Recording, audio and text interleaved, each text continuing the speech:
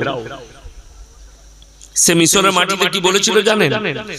আনা রাব্বুকুমুল আলা, আমি তোমাদের রব, আর আমি সব থেকে উঁচু, আমি যা বলবে তাই হয়। আল্লাহ ফেরাউনকে ইজ্জতের মৃত্যু দিয়েছিল না বেজ্জতি করে। সে আল্লাহই দাবি করেছে, নিজেকে পাওয়ারফুল ভেবেছে, লাখ লাখ বাচ্চাকে কতল করেছে। আল্লাহ তাকে ধুলিস্যাৎ করে দিয়েছে, তাকে বেজ্জতির সাথে মৃত্যু দিয়েছে। আচ্ছা, পৃথিবীতে কেউ নিজের সন্তানের নাম ফেরাউন আর রাখবে? কথা বলে এই যুগে আছে? নাই। কেউ নিজের ছেলের নাম হিটলার রেখেছে? যতগুলো জালিম চলে গেছে, কেউ নিজের সন্তানের নাম, তাদের নামটা রাখবে না। যাদের কাছে অ্যান্ড্রয়েড মোবাইল আছে, বড় মোবাইল, এই মোবাইলগুলো যাদের কাছে আছে, মোবাইলটা খুলে দিয়ে সার্চ করুন গুগলে গিয়ে, যে পৃথিবীতে কোন নামটা সব থেকে বেশি রাখা হয়। কোনটা আসবে জানেন? মুহাম্মদ। জোরে একবার বলুন সুবহানাল্লাহ। কেন? এই নামটা এত মশহুর, এত বরকতপূর্ণ, যে পৃথিবীর ইহুদি, খ্রিস্টান, নাসারা তারাও মুহাম্মদ সাল্লাল্লাহু আলাইহি সাল্লামের নামটা তার সন্তানের নাম রাখে। জোরে বলুন সুবহানাল্লাহ। তার কারণ বরকতপূর্ণ, নেক, এবং পৃথিবীর আদি থেকে অন্ত পর্যন্ত তিনি হচ্ছেন সৃষ্টির শ্রেষ্ঠ, যার কারণে ইনার নামটা সবাই রাখতে চায়। চলুন, ফেরাউন ধ্বংস হয়েছে, আরো বাদশা গেছে। একটা দুনিয়ার, আমাদের স্কুলে পড়ার ইতিহাস বলছি, ইতিহাসের পাতায় একটা রাজার নাম এসেছে, তার নাম হচ্ছে আলেকজান্ডার। অর্ধেক দুনিয়া দখল করেছে। তিনি যখন ভারত আক্রমণ করেন, ভারতে তখন একজন হিন্দুদের রাজা ছিল, তার নাম হচ্ছে রাজা পুরু। তার ব্যবহার, তার আখলাক, তার চরিত্র এত ভালো ছিল, ভারতে আর যুদ্ধ করেননি, ফিরে গিয়েছিলেন। আচ্ছা, অর্ধেক দুনিয়া যে দখল করেছিল, এখন আছে? আলেকজান্ডার আছে না? শেষ হয়ে গেছে। তার অস্তিত্ব আল্লাহ মিটিয়ে দিয়েছে দুনিয়াতে। না তার রাজত্ব, না তার আইন, না তার কোন যোদ্ধা, না তার কোন অস্তিত্ব আমার আল্লাহ রাখেনি, মিটে গেছে।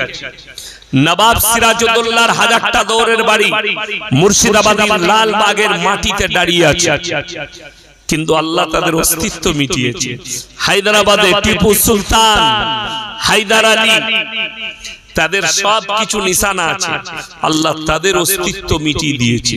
শাহজাহান বাদশা বিবিকে মহব্বত করে তাজমহল করেছে, বিবির মহব্বতে, বিবিকে গিফট দিয়েছিল তাজমহল। আচ্ছা বলুন, তার বিবি আর আছে? সে আছে? নাই, তাজমহল দাঁড়িয়ে আছে। আল্লাহ অস্তিত্ব মিটিয়েছে। কোরআনে আছে, ইন্নাল ইনসানা খুলিকা হালুয়া, আমি মানুষকে অসহায় আর দুর্বল সৃষ্টি করেছি, পৃথিবীর একটা মানুষ সবল নয়। তা না হলে পৃথিবীতে অনেক শক্তিশালী নেতা আছে। বর্তমানে আপনারা দেখেছেন, মোবাইলে দেখছেন, মধ্যপ্রাচ্যে একটা মারাত্মক যুদ্ধ চলছে। America, Israel, Iran, Lebanon, Jordan, Bahrain, Qatar, Kuwait, Dubai, Saudi Arabia, সবাই জড়িয়ে গেছে যুদ্ধে। মারাত্মক যুদ্ধ চলছে। অনেক দেশে তেল সংকট, গ্যাসের সংকট দেখা দিয়েছে। হজমুজ প্রণালী বন্ধ করে দিয়েছে ইরান। একটা গ্যাসের, একটা তেলের গাড়ি, ট্যাঙ্কার পেরোতে দেবো না। যাই হোক, এখানে পাওয়ারের একটা নুমাইশ হচ্ছে, যে কার পাওয়ার কত। আমেরিকা বলছে সুপার পাওয়ার দেশ। তার প্রেসিডেন্ট যে গাড়িটাই চাপে, সেই গাড়িটা 1000 কোটি টাকারও বেশি দাম। কেন? গাড়িটা কি আছে?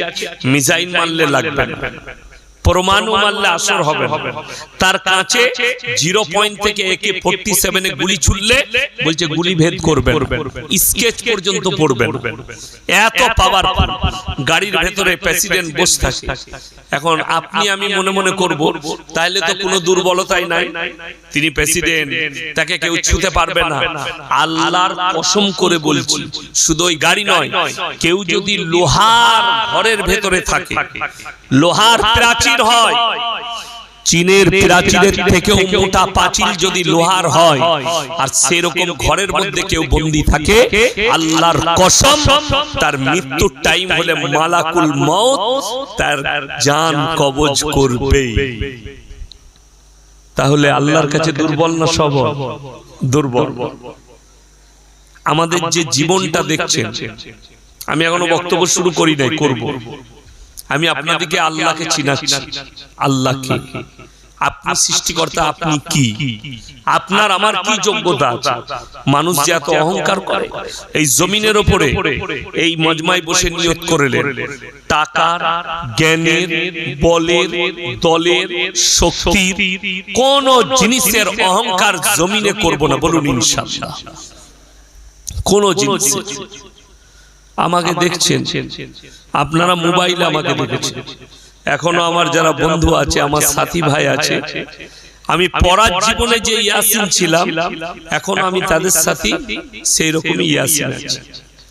আমি আমার বন্ধুদিকে বলি যে আমি নামাজে একটা দোয়া সবসময় করি, আল্লাহ তুমি আমাকে যত ইজ্জতি দাও, অহংকার দিও না। অহংকার দিলে সব বরবাদ হয়ে যাবে। মানুষের জীবনের ধ্বংসের মূল কারণ হচ্ছে অহংকার। যতজন অহংকার করেছে আল্লাহ ধ্বংস করে দিয়েছে। আপনারা দেখছেন আমাদের দেশের ভোট কমিশনার এতগুলো দলিত, আদিবাসী, মুসলমান যেদিকে হাইরান করছে, আর উনি মনে করেছেন গণেশ কুমার জি হামে তো পাওয়ার মিল চুকা হ্যায়, আমার নামে কোর্টেতে মামলা করা যাবে না, সরকার আইন পাস করেছে। কিন্তু সব থেকে বড় জজ কে? আল্লাহর ফয়সালার উপরে কারো ফয়সালা আছে? যদি কেউ কেউ বলে আরে আল্লাহ কি ফয়সালা করবে, ও আল্লাহর ফয়সালা দেখতে পাওনি, আল্লাহর ফয়সালা শুনবে। আমাদের এই জেনারেশন দেখলো আল্লাহর ফয়সালা। 4টা রাষ্ট্র নেতাকে, দেশের প্রধানকে দেশ থেকে আমার আল্লাহ তাড়িয়েছে বেইজ্জতি করে, 2023 থেকে 2026। নাম্বার 1 নেপালের প্রধানমন্ত্রী, আপনার শ্রীলঙ্কার প্রধানমন্ত্রী দেশ ছেড়ে পালিয়েছে না পালায়নি? তার দেশের মন্ত্রীদের আন্ডার প্যান্ট ছিঁড়ে দিয়েছে, এত মার মেরেছে জনতা। এই মারটা আল্লাহর তরফ থেকে না কার তরফ থেকে? আল্লাহর তরফ থেকে বেইজ্জতি। নাম্বার 2 রাজহাঁসের মাংস, পাতি হাঁসের মাংস, ইলিশ মাছের পাতুরি, ভেটকি মাছ, ডাইনিং টেবিলে খানা রেডি। ম্যাডাম গোসল করতে ঢুকেছেন, বেরিয়ে ডাইনিং টেবিলে বসে খানা খাবেন। যেমনি বেরিয়ে শাড়ি পরা হয়েছে, সেনা প্রধান ঢুকে গিয়ে বলল আপনার কাছে 40 মিনিট সময় আছে, একটা জনস্রোত আসছে, আপনার ঘরে ঢুকে আপনাকে হত্যা করা হবে, আপনি দেশ ছেড়ে পালিয়ে যান। হেলিকপ্টার দাঁড়িয়ে আছে, রান্না ভাত আমার আল্লাহ খেতে দেয়নি। সেই মেহমানটা আবার আমাদের দেশেই আছে। আমি নাম করব না, समझदारों के लिए इशारा काफी है। যারা বুদ্ধিমান হবেন তারা বুঝে গেছেন আমি কাল লেগে বলছি। সেই আমি খালি চিন্তা করছি আমরা দেশের নাগরিক কিনা না দেশের সরকার কাগজ চাইছে, তাহলে সে কি করে আমার দেশের নাগরিক হলো? থাকবে শুধু তাই নয়, তসলিমা নাসরিনের এসআইআরটা কে করবে? সে তো বাংলাদেশি, আমাদের দেশে ঢুকে বসে আছে, হারামের আওলা, আর ইসলামকে গাল দিচ্ছে। যাই হোক, নাম্বার 3 সেটা হচ্ছে সিরিয়ার বাদশা, সিরিয়ার প্রেসিডেন্ট বাশার আল আসাদ। তার পরিবার নিয়ে দেশ ছেড়ে পালিয়েছে। তার গোডাউনের ভেতরে 4.5 কোটি টাকার খালি গাড়ি রাখা আছে, 4 হুইলার। কোথায় পালিয়েছে কেউ জানে না। এই সিরিয়ায় একটা কিয়ামতের বড় আলামত আছে। কোথাকার বললাম? সিরিয়ায়। কিসের আলামত বললাম? কিয়ামত। আলামতটা কি? দামাস্কের মসজিদে 27 বছর নামাজ হতে দেয় নাই বাশার আল আসাদ। সেই মসজিদে তালা খুলে গেছে, নামাজ হচ্ছে। ওই মসজিদটায় ইমাম মেহেদী ইমামতি করবে, আর ওই মসজিদে আল্লাহ তাআলা কাকে নামাবেন? হযরতে ঈসা মাসীহকে। জোরে বলুন সুবহানাল্লাহ। তাহলে কিয়ামতের আলামতের মধ্যে একটা আলামত ওই আলামতটা। নাম্বার 4, নেপালের প্রধানমন্ত্রী এখনো 6 মাস হয়নি, দেশ ছেড়ে পালিয়েছে। তার দেশের মন্ত্রীদের পাছা ফাটিয়েছে, পানিতে ছুটছে আর পাছায় বাড়ি মারছে। তোরা যে বলছিলি লালবাতি গাড়ি, তোরা যে বলছিলি বডিগার্ড, গেল কোথায় মাল কটা? পিঠের চামড়া তুলে দিয়েছি। এটা আল্লাহর তরফ থেকে। তো আমি বলবো, যে সমস্ত মানুষ মনে করছে এই দলিত আদিবাসী মুসলমান এদিকে পেরেশান করব, তো আল্লাহর মার যেদিনে তোমাদের উপরে পড়বে, দেশ তো দূরের কথা, তোমরা আন্ডারপ্যান্ট খোলার সময় পাবে। আমি আল্লাহর কাছে দোয়া করব, আল্লাহ যারা মানুষকে এইভাবে পেরেশান করছে এদিকে ধ্বংস করে দাও। বলুন আমিন। আল্লাহ এদিকে বেইজ্জতি করো, এদিকে সমাজের সামনে বেইজ্জতি করে এদিকে দেশ ছাড়া করো। আল্লাহর কাছে দোয়া করব। বড় কষ্ট লাগে। আমার বাপ দেশের নাগরিক, আমার বাপ আমাকে জন্ম দিয়েছে, বলছে তুমি দেশের নাগরিক। কত বড় আস্পর্ধা! যা 6টা ছেলে লিস্ট এসছে, তার 8টা ছেলে, 2টো মাল খোঁজগা কোথায় আছে? কারণ নতুন করে জন্ম দিতে হবে তাকে। কথা বুঝতে পারেন? এর নাম নির্বাচন কমিশন নয়, নির্যাতন কমিশন। নির্যাতন। আমি তো কিচ্ছু বলিনি, আমার উকিলকে বলেছি যে বিয়ালর আছে আর যে ইয়ারও ছিল তার নামে মামলা করো। আমি মামলা করব যে মৌলভী শওকত আমার বাপ যদি হয়, আমি তার বেটা নয়, এটা কমিশন প্রমাণ দিবেন। আমার বাপ দিবে, আমার বাপ দিবে। কষ্টটা তো ওই জায়গাতে। আর এইগুলো কেন আসছে জানেন? এটাতে দোষ কিছুটা আপনার আমার আছে। আমরা ঈমানের উপরে টিকতে পারি, আমরা রাসূলের আখলাকের উপরে টিকতে পারি। ওই জন্য সবাই হাত তুলে বলুন তো, আমরা আল্লাহকে বিশ্বাস করব ইনশাআল্লাহ। আচ্ছা, আল্লাহকে বিশ্বাস করলে আল্লাহ সব হুকুম মানতে হবে না? হবে না? হবে। আল্লাহ যেগুলো নিষেধ করেছেন করা যাবে? যাবে। আমি এরপরে বক্তব্য শুরু করব। আর বিসমিল্লাহ। আলহামদুলিল্লাহ। 1 নম্বর, এই থানাটা কোন থানা? পাঁচলা থানা। যাই হোক, এই পাঁচলা থানা আপনারা যতগুলো মুসলমান আছেন এখানে যারা বসেছেন, ইমানদারির সঙ্গে বুকে হাত রেখে বলুন তো, ইসলামী শরীয়তে সুদ খাওয়া হালাল না হারাম? বলছেন তো? তাইলে এই পাঁচলা থানায় একটাও মুসলমান সুদ খায় না তো? কথা বলেন। খায়?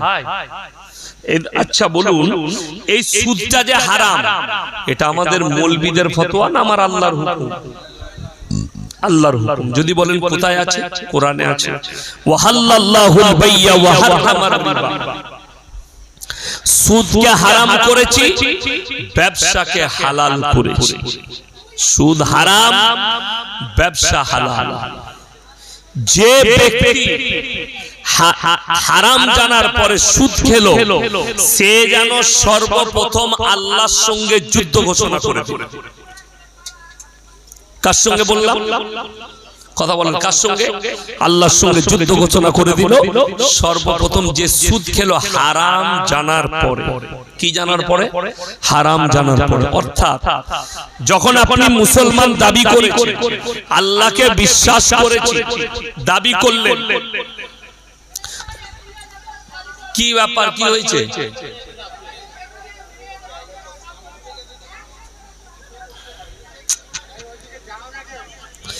কেউ কি যেতে হবে না,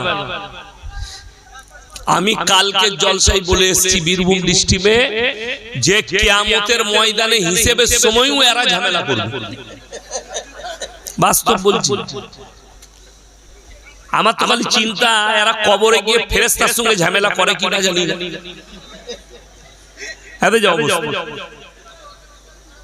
ওই জন্যে আমি এটার বিরুদ্ধে।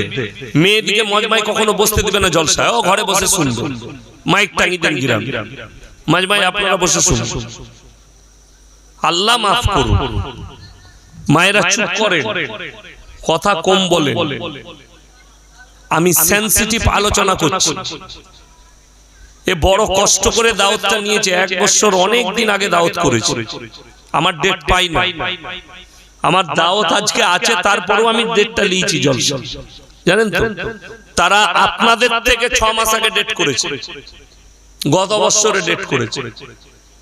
ওই শ্যামপুরের কাছে চাপাবাদ, ওখানে আমি রাত 2টোর পরে চাপবো বলেছি, কিন্তু ভালোবেসে আপনাদের দাওয়াত দিয়েছি। ডিস্টার্ব করবেন না মায়েরা, যদি ডিস্টার্ব মনে হয় আপনি বাড়িতে গিয়ে ঘুমান, ঘুমটাও ইবাদত। জলসা শুনতে হবে, এটা ফরজ নয়, ভালো কাজ নেকি পাবেন, হাদিস কোরআনের কথা শুনবেন। তো 1 নম্বর হচ্ছে সুদ হারাম। কে বললেন? আমার আল্লাহ। হারাম জানার পরে যদি কেউ খায়, সে যেন আল্লাহর সঙ্গে যুদ্ধ ঘোষণা করে দিবে। নাম্বার 2, রাসূল আকরাম সাল্লাল্লাহু আলাইহি সাল্লামের হাদিস, কেউ যদি হারাম জানার পরে সুদ খায়, সব থেকে নিম্ন স্তরের পাপ নিজের আপন মায়ের সঙ্গে জিনা করার পাপ হবে, বলে নাউজুবিল্লাহ। আপন জন্মদাতা মা, জিনা করার পাপ হবে। আমার বন্ধুগণ, আমার ভাই, আপনাদেরকে অনুরোধ করছি, সুদকে হারাম বলে আপনি মেনে নেন, কিন্তু আশ্চর্যের বিষয় আজকে মুসলমান সুদ খায়, বৈধ মনে করে। নাম্বার 2, মদ গাঁজা এগুলো হারাম না হালাল? হারাম। আমি আপনাকে 5 লাখ থানায় প্রমাণ দেব, মুসলিম ছেলে মদ খাচ্ছে, মদ বিক্রিও করছে, ঠিক বললাম? গাঁজা পান করছে, গাঁজা বিক্রিও করছে। লটারির টিকিট হারাম না হালাল? কথা বলে হারাম। সকালবেলায় উঠে রানীহাটিতে চলুন, অঙ্কুরহাটিতে চলুন, আপনার সলম মোড়ে চলুন, পাঁচলাই চলুন, যে বাজারটাই যাবে, মুসলিম ছেলে লটারি বিক্রি করছে, মুসলিম লটারি কাটছে, ঠিক বললাম না? অথচ আপনি আমি জানি হারাম। আচ্ছা, এই যে লোকটা প্রকাশ্যে লটারি বিক্রি করছে, তার মানে পুরো হারাম কাজ করছে, করছে না? করে। আচ্ছা, মদ খেয়ে মসজিদে ঢোকা যাবে? কথা বলেন। গাঁজা খেয়ে মসজিদে ঢোকা যাবে? আচ্ছা, কেউ ঢুকলে তাকে বেঁধে মারবে না মারবে না? যে মদ খেয়ে ঢুকলি কেন? মদ খেয়ে মসজিদে ঢোকা যায় না, গাঁজা খেয়ে ঢোকা যায় না, কিন্তু সুদখোর লটারিওয়ালা ফাঁস কাতারে নামাজ পড়তে পায় আমাদের দেশে, ঠিক বললাম? গায়ে লাগা কথা, কিন্তু হক বলছি, আমি না হক বললাম? যদি আপনার মনে হয় যে আপনি না হক বললেন, আপনি দলিল দেন। যে লোকটা হারাম জেনে সুদ খায়, আল্লাহর সঙ্গে যুদ্ধ ঘোষণা করলো, তার নামাজ কোথায়? সে তো আল্লাহ বিরোধী কাজ করেছে, সে তো আল্লাহকে অস্বীকার করেছে। যদি আল্লাহকে আল্লাহ বলে স্বীকার করত, বিশ্বাস আনত, সুদ মুসলমান খেতে পারে। আশা করি আপনাদের এলাকায় বন্ধন লোন, গ্রুপ লোন নেই। হ্যাঁ, আমি তো জানি আছে, কিন্তু জিজ্ঞেস করছি, কথা বুঝতে পারে? আচ্ছা, আমি জানি। এখন বাড়ি বাড়ি গ্রুপ লোন ঢুকে গেছে, বন্ধন লোন ঢুকে গেছে। কেন? একটা ছেলে 30,000 রোজগার করছে, বলছে আমার বরকত হচ্ছে না, এতে সংসার চলছে না, বউকে বলছে গ্রুপ লোন নাও, বউ গ্রুপ লোন নিচ্ছে। আচ্ছা, ভেবে দেখবেন তো, আপনার 30,000 রোজগার, আর মসজিদে ইমাম আপনি চলে গেছে, ইমামের বেতন কত? 10,000। তাইলে ইমামের 10,000টা বেশি না 30,000টা বেশি? 30,000 বেশি, সংখ্যায় গুনতিতে 30,000 বেশি। ইমামের 10,000 টাকা ইনকাম মাসে, তার বউকে গ্রুপ লোন বন্ধন লোন করতে হয় না। তোমার 30,000 রোজগার, তুমি বলছো কুলাচ্ছে না, বউকে বলছো রাস্তায় বেরিয়ে গিয়ে গ্রুপ লোন কর। এখানে দুটো পাপ শামিল হচ্ছে, কিরকম শুনে নেন। আপনি বলবেন আপনি স্বামী, আপনি তো লেননি, বউ নিয়েছে। কোরআনে আছে, রাসূলের হাদিসে আছে, দায়ুস জান্নাতে প্রবেশ করবে না। দায়ুসকে, কোন পুরুষটাকে দায়ুস বলা হয়েছে? যে তার বিবিকে, বিটিকে, মাকে, বোনকে বেপর্দা করে রাস্তায় বের করে দেবে আর বেপর্দা ভাবে ঘুরে বেড়াবে। তাদের মধ্যে দিনের দাওয়াত নেই, দিনের দাওয়াত দেবে না, রাস্তায় বেহুরমতি করবে এবং সে তার পরিবারকে দাওয়াত দেয় না। এই পুরুষটা হচ্ছে দায়ুস। আমি নদিয়ায় এক জায়গায় ছিলাম, আমার কাছে একটা কাগজ এলো, প্রশ্ন কি, যে আমাদের মসজিদের ইমাম লোকের বাড়ি বাড়ি ঘুরে বেড়ায়, লোকের বাড়িতে গিয়ে বসে মেয়েদের সাথে গল্প করে। আমরা তাকে ঝাঁটা মেরে বার করতে হবে, তার পেছনে নামাজ হতেই পারে। সেই ইমাম উঠে পালিয়ে গেল, তার চাকরি সেই দিনই খেয়ে নিয়েছি আমি। কেন? আমি একটা খালি প্রশ্ন করেছি, যে ইমাম তোমার বউয়ের সাথে গিয়ে ভাবি বলে গল্প করছে, তাকে জিজ্ঞেস করো, হুজুর আপনার বউয়ের সাথে আমি গল্প করা যাবে? যদি বলে পর্দার খিলাফি হবে, ওই মৌলবীকে জুতো করে পিটাও, যে আমার বউটা পর্দা, তোমার বউটা পর্দা, আমার বউটা পর্দা নয়। তার মানে সে বাদামল মৌলবী। এরকম ইমামের পেছনে নামাজ হবে না, মসজিদ থেকে তাড়াতে হবে। এরকম ইমাম যদি হয় যে লোকের বাড়িতে গিয়ে লোকের বউয়ের সাথে বসে বসে সারাদিন গল্প করে, লোকের বউকে পড়াতে যায়, জায়েজ নাই। যদি কোনো বাপের বেটা মুফতি থাকে, আমার সঙ্গে চ্যালেঞ্জ নিয়ে লেখ, আমি আর সমাজে কথা বলবো না যদি বলে জায়েজ আছে। সর্বপ্রথম তো সেই মুফতিকে বলবো যে তোমার বউয়ের সাথে আমি গল্প করব, ভাবি বলে 1 ঘন্টা দাও গল্প করতে। তুমি বলছো আমি ইয়াসিন, আমাকে দাওয়াত দিতে গেছে, আমি এখানে চ্যালেঞ্জ ছুড়ে বলে গেলাম, যত বড়ই বাপের বেটা যাক আর যত বড়ই ধনী ব্যক্তি আর সম্মানী যাক, তার জায়গাটা কোথায় জানেন? আমার মেহমান খানাতেই শেষ। মেহমান খানাতেই শেষ। আমাদের উস্তাদে মুহতারাম দারুল উলুম देवबंद उस्ताद हजरत मौलाना मुफ्ती यूसुफ साहब ताउली, আমি বলি हजरत हमारे घर में थोड़ा चाय पी लीजिए, नाश्ता करने दावत। আমার ঘরে দাওয়াত দিলেন, চা খেলেন। তিনিও বলেনি, আমিও বলিনি। তিনি বলেনি যে तुम तो हमारे बेटा हो, बेटे हो, আমার বেটার মতো, তোমার বউ আমার বৌমা হচ্ছে, একবার ডেকে দাও, দুটো কথা বলি, দেখা করি। না আমি করতে দেব, না হযরত দেখা করবেন। কেন? তাদের মধ্যে তো ইলমে সুমন্দর আছে। আর কটা কাঠ মৌলবি বেরিয়েছে, ইমামতি করতে গিয়ে লোকের ঘরে ঘরে খেয়ে বেড়াচ্ছে, আর লোকের ঘরে ঘরে গল্প করে বেড়াচ্ছে। ওই জন্য আমাকে অনেকজন গাল দেয়, আমি গাল খেতে রাজি আছি, হক থেকে লড়বো। এই একটা জলসায় বলেছিলাম, অনেকজন ফোন করে গাল দিচ্ছে, কি পেটে ভাতে মুয়াজ্জিন রাখছে, পেটে ভাতে। মসজিদে ঝাড়ু লাগাবে চাচা, তোমাকে প্রত্যেক বেলায় খাবার দেবো, 2 বেলা খাবার, রাতে আর দুপুরে আর সকালে চা, বেতন দিতে পারবো না, তুমি খালি ঝাড়ু লাগাবে। চাচা দেখলে নাই মামার থেকে কানা মামা অনেক ভালো, এমনি তো আমি কাজ করতে পারছি না, তার থেকে ফ্রি ভাত পাবো আর টাকাও খরচা হবে না, 2 বেলা ভাত সকালে চা দিয়ে। পাড়ার একটা খুড়া চাচাকে মুয়াজ্জিন রেখেছে, বিনা পয়সায়, ফ্রি মা। ফজরের সময় আযান দিচ্ছে, আসসালাতু খায়রান মিনান, যার নাম খয়রন পাড়াতে সে উঠে পড়েছে, আমাকে কে ডাকছে? সমাজ শেষ। কেন? এরপর আপনি বলবেন যে আপনি মাযাক করছেন, আমি মাযাক করিনি। তোমরা ধর্মটাকে নিয়ে মাযাক করেছো, তোমরা ধর্মটাকে নিয়ে মাযাক করেছো, ইসলামটাকে নিয়ে। যদি পয়সা দিয়ে মুয়াজ্জিন রাখতেন, ভাই আপনার আজানটা কেমন একটু শুনান তো, পয়সা দিয়ে মুয়াজ্জিনের আজান শুনবেন। আসসালাতু খায়রুম মিনান নাওম, এটা হচ্ছে পয়সাওয়ালা। আর ওই ফ্রি পয়সায় পেটে ভাতের মাল হলি ওরকম আজানও যেরকম নামাজও সেরকম।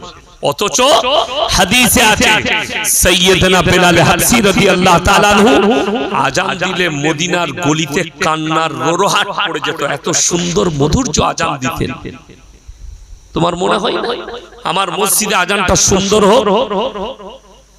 আমাদের সমাজে এটা বেটার বিয়ে দিবে, বিটির বিয়ে দিবে, তখন 5 বার যাচাই করবে। কি বুঝলি? আমার একটা ছাত্রকে বললাম যে অমুক জায়গায় ইমামতি করতে যা, বলে ঠিক আছে হুজুর যাব।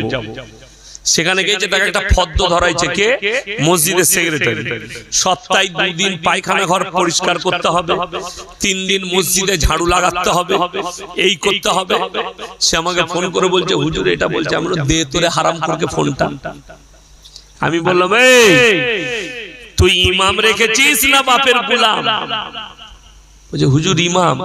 আমি বলি হারাম কর, ইমাম তোর পায়খানা পরিষ্কার করবে? যদি বলেন কেন করবে না, মসজিদে পায়খানা ঘর বানানোটাই শরীয়তে নাই।